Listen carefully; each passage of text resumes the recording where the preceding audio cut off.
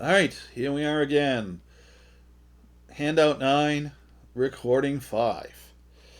There are several other aspects of deeds that I'd like to talk to you at this point in time. Um, Deeds also speak to something called tenancies among the buyer. Now, when we think of tenancy, we usually think of landlord, tenant, and leasing. But in the old English way of saying things, tenancy meant any occupation of the property. When you have more than one buyer of a piece of property, then you can end up with several different types of tenancies. The first type is called tenancy in common. Tenancy in common means that each of the named owners has an equal interest. Each has the total right to occupy, the total right to receive profits, the total right to deal with the property, but they only own an interest equal to the number of people who are on the deed. So if you have two people, each one has a one half interest. If you have three people, each one has a one third interest. If one dies, their interest goes to their estate, either by will or to their heirs at law. Second form of ownership is called a joint tenancy. Joint tenancy, again, is for more than one person, has all the same attributes as a tenancy in common, with one large difference. In a joint tenancy, there is something called a right of survivorship. And what the right of survivorship does is it provides that if one joint tenant dies, the property does not become part of their estate, it goes to the other joint tenant. Very big distinction. If you were buying property with a spouse or significant other or family member, you probably would want it to be joint tenancy, particularly if it's your residence. If you were buying property with a business partner, you would want it to be tenancy in common, because when you died, you don't want your business partner to become sole owner of the property, leaving your widow and children out in the street to starve. So it's an important distinction. The presumption is tenancy in common. So if you put nothing in the deed and there's more than one buyer, more than one owner created, then they are deemed to be tenants in common. Third form of tenancy is called tenancy by the entirety. This is a tenancy for married couples only. And it is one of the reasons that the folks were so adamant about same-sex couples having full right to marriage, because this is one of those multitude of things that you can only obtain by being a married couple in the states where they have tenancy by the entirety.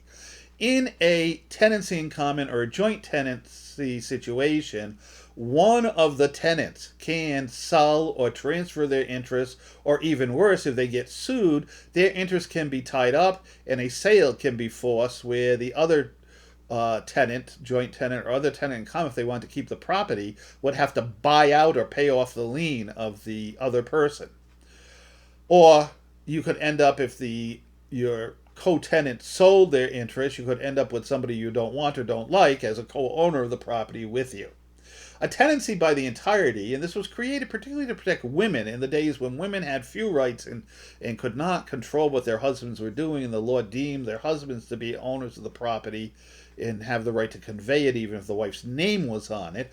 In a tenancy by the entirety, it takes both signatures of the married couple to do anything with the property. So one half the couple cannot sell out their interest to somebody without the other half signing off on it and agreeing to it.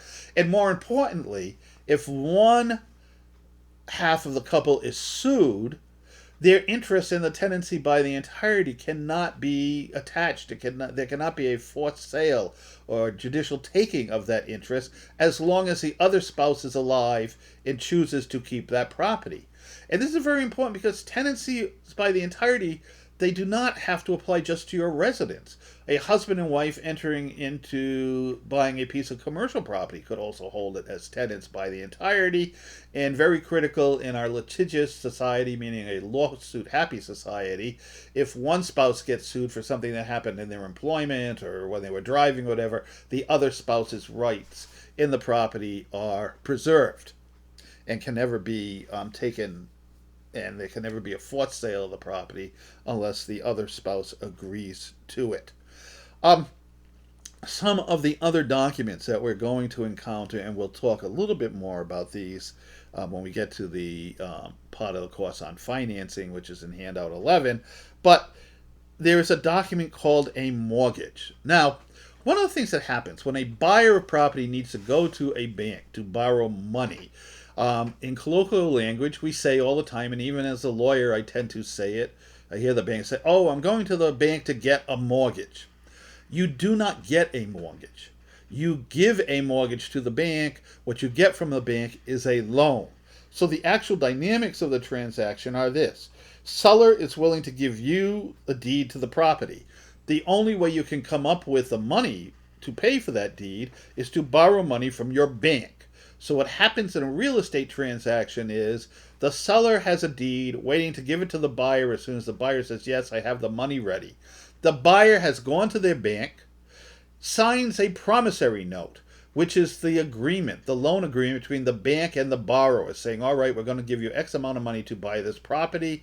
And then simultaneously, they sign a mortgage document.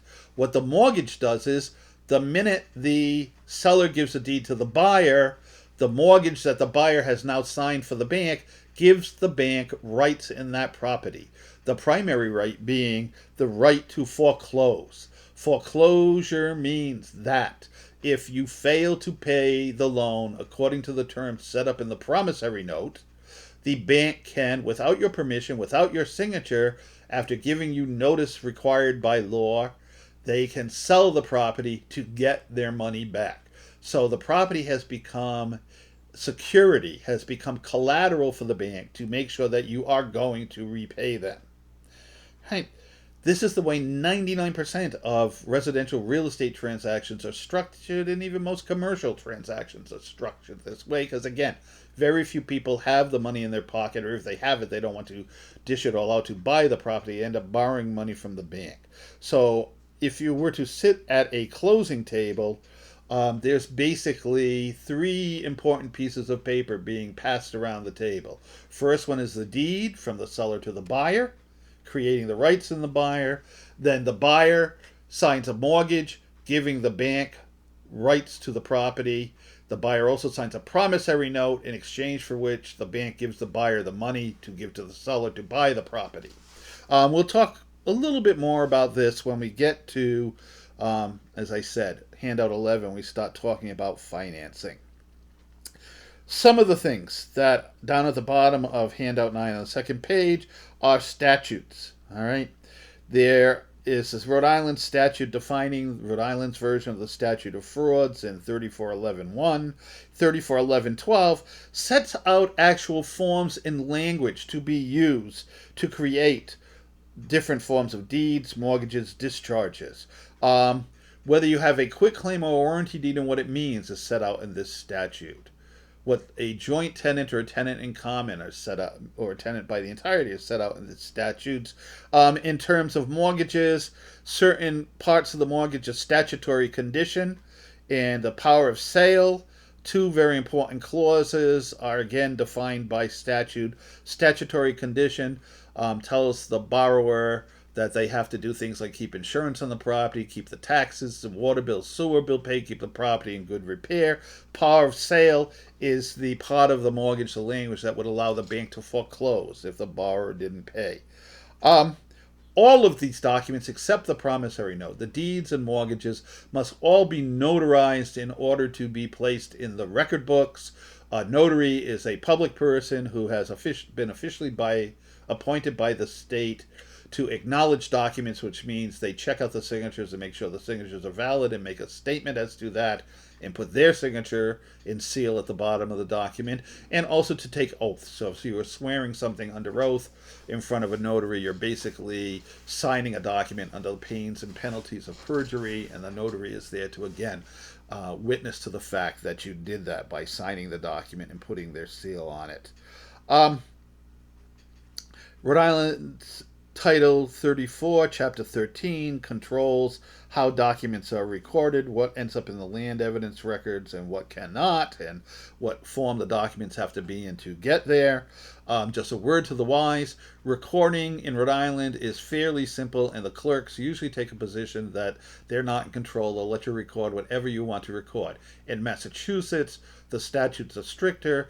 The county registrars of deeds have for over 100 years taken the position that they can review every document, and if it doesn't meet their standards, they can refuse to accept it for recording. Rhode Island has passed something called the Marketable Title Act, which basically says that to have a marketable title, you only have to look back 40 years. Once you find a root deed 40 years or older, you can come forward from that deed, and everything previous to it, unless it had been brought forward in the records, is then not null and void, but no longer has effect on the property. All right, that finishes handout number 9.